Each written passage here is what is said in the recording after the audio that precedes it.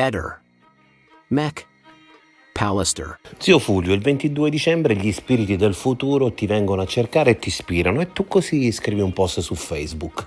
Ma là avevo scritto che sarei venuto qua attorno alla chiesetta abbandonata, l'ex obitorio, per cercare il corpo di Liliana, perché io l'ho detto da subito che nel momento in cui Liliana è scomparsa, secondo me era morta. Insomma. È una mia convinzione che poi è stata confermata. E vai alla chiesetta sconsacrata. Ho deciso di venire qua, pubblico su Facebook che ci sarei venuto, vengo su e poi comunico che non ho trovato nulla. Poi alla fine si viene a scoprire che il corpo è stato trovato a 50 metri da qua. Come mai gli spiriti del futuro ti indicano proprio quel posto? Perché proprio qui? Perché avevo iniziato, finito il Covid, mi ero trovato bloccato con le gambe, non riuscivo quasi a camminare. E avevo iniziato a venire qua col bus, andavo fuori qua sulla strada, sulla via Valerio, e poi col bus andavo in cima alla statale e mi facevo 6 km camminando e correndo per cercare di recuperare un po' di forma o di normalità, se vogliamo. Qualcuno ha voluto ritrovare quel corpo? Ma secondo me sì, c'è stata la volontà di farlo ritrovare il corpo. A chi facesse comodo che venisse trovato, beh, insomma, è evidente che avrebbe fatto comodo a Sebastiano per questioni conseguenti poi alla pensione e a tutto il resto, e bisognerebbe anche vedere se non faceva comodo anche a qualcun altro che il corpo venisse trovato. Non credo, perché un killer col ritrovamento del corpo può solo aumentare le possibilità di essere scoperto. Gli spiriti del futuro già ti avevano detto che a Liliana era successo qualcosa di brutto. Certo, ero convinto che fosse successo qualcosa di brutto, ma da subito, perché l'ho sempre detto, se si fosse allontanata volontariamente, mezz'ora dopo che era uscita da casa chiamava Sebastiano e gli diceva: guarda Seba, ho bisogno di stare un po' per conto mio, sto bene, quando me la sento ritorno. Se non è successo questo, era un pessimo segnale. Eppure tu la incontravi spesso. Sì, la incontravo perché comunque frequentavo il municipio di Trieste, il consiglio comunale, queste robe qua. Lei lavorava a 100 metri in via Trento e quindi fatalmente succedeva che ci si incrociava. E che ti diceva quando la vedevi? Ma niente, lei non ha mai parlato, era una persona decisamente riservata, lei non parlava mai di cose sue personali. Hai cercato anche sotto quella chiesetta? Ma sono andato anche sotto, sì, adesso la porta è chiusa, l'hanno chiusa subito dopo, evidentemente hanno voluto sigillare quel posto. E sono andato anche sotto, ma non avevo una torcia con me, ma se ci fosse stato il volume di un corpo l'avrei notato, molto probabilmente, no? Però non avevo una torcia con me, non sapevo nemmeno che esistesse quell'antro là sotto. È stata trovata a 50 metri da dove io l'avevo cercata, particolare molto strano. Un giornalista di Trieste racconta che, ispirato dalle tue parole, andò a cercare Liliana in quella zona e sfiorò anche lui il punto del ritrovamento. Poi tu facesti anche un post su Facebook. Sì, al caro conosciuto con la C maiuscola. La mia idea da subito, posso anche sbagliare per l'amor di Dio, però la mia idea da subito è stata che qualcuno aveva provocato, secondo me involontariamente, la morte di Liliana, perché penso che nessuno avesse l'intenzione di ucciderla. È stato un incidente, ma lo dico da subito, da presto, da sempre. La leggenda del boschetto, 5 gennaio 2022, 5 gennaio 2025, 3 anni senza verità, una sconfitta per tutti. Come si suol dire, il diavolo fa le pentole ma non le lesioni.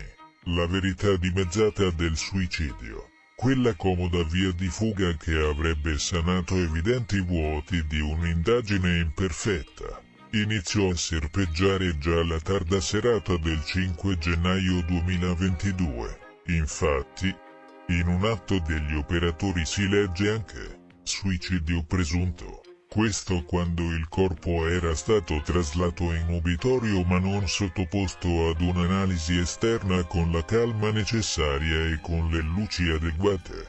La Resinovic, o se si preferisce il rifiuto umano, veniva quindi trasferito in via Costalunga e soltanto il 10 gennaio, dopo aver eseguito un attacco giorno 8, finalmente Il sacco mortuario veniva aperto e iniziava sul cadavere e sull'abbigliamento l'ispezione della polizia scientifica.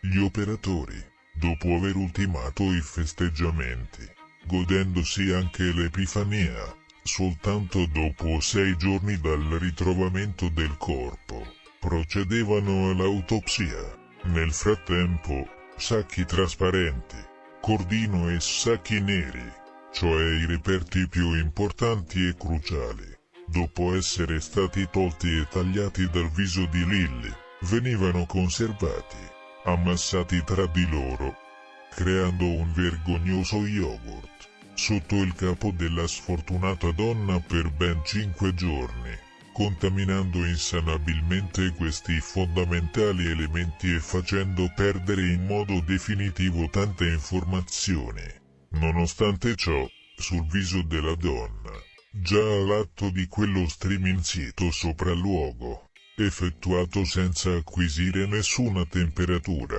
il medico legale non aveva neanche il termometro con sé. Movimentando e spostando addirittura il cadavere, qualcuno riesce a individuare sulla tempia di Liliana una sepa, cioè, in dialetto triestino, una botta, un livido. Sarà una caduta. Così, nella leggenda del boschetto, verranno successivamente giustificate tutte le altre piccole lesività riscontrate e tutti gli altri elementi che contrastavano in modo evidente con una morte come conseguenza di un gesto estremo. Liliana si era suicidata, mentre tutti i protocolli operativi d'intervento di base sulla scena criminis erano stati uccisi da comportamenti fatui e senza cautele. Da quel giorno, in questi 3 anni complessi e dolorosi, tante, anzi tantissime rilevazioni, opinioni, teorie, ipotesi, tesi su quanto successo. Diceva mio padre che non puoi impedire alle persone di parlare, ma puoi decidere però chi ascoltare e, così noi, unico gruppo di lavoro, che in modo tecnico e formale rappresenta parte dei familiari, abbiamo deciso di ascoltare esclusivamente i nostri qualificati tecnici e la voce che saliva dagli atti del fascicolo. Ora aspettiamo di ascoltare le parole che verranno dall'elaborato, che tra pochi giorni sarà depositato dal team di esperti della Procura, coordinato dalla professoressa Sei Cattaneo, che di sepe nel frattempo ne ha individuate diverse altre, oltre a quelle già presenti all'autopsia e di quelle rilevate dal professor Fineschi. Nella leggenda del boschetto è mancato purtroppo il coperchio, perché la verità spesso si difende da sola, perché la verità spesso è sempre e solo una questione di sepe. Cara Liliana, donna mite e per bene, suicidata frettolosamente.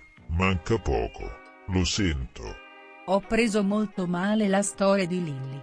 Sono 3 anni che ci stanno prendendo in giro con suicidio, cadute nel boschetto, facciate contro alberi. L'altro che voleva la cremazione così avrebbe risolto quello che lui sarebbe stato un problema, grazie alla determinazione dei parenti e anche del GIP dai notti, Associazione Penelope e tanto rumore creato anche da noi, cittadini comuni, siamo arrivati qua. Quante cose ci hanno nascosto, soprattutto ai parenti. Ma davvero pensavano fossimo tutti una massa di analfabeti funzionali come ci ha tacciati qualcuno?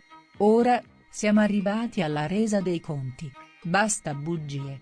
Mancano pochi giorni, dopo la perizia, ci si sbrighi a trovare il primo colpevole perché la pazienza ha un limite e l'abbiamo ampiamente superato. Non accetteremo altre bugie. Ora vogliamo vedere i fatti poi. Chi ha combinato tutti questi danni avrà quel che merita. Qualche testa deve cadere. Ehi, non dimenticare di iscriverti a questo canale.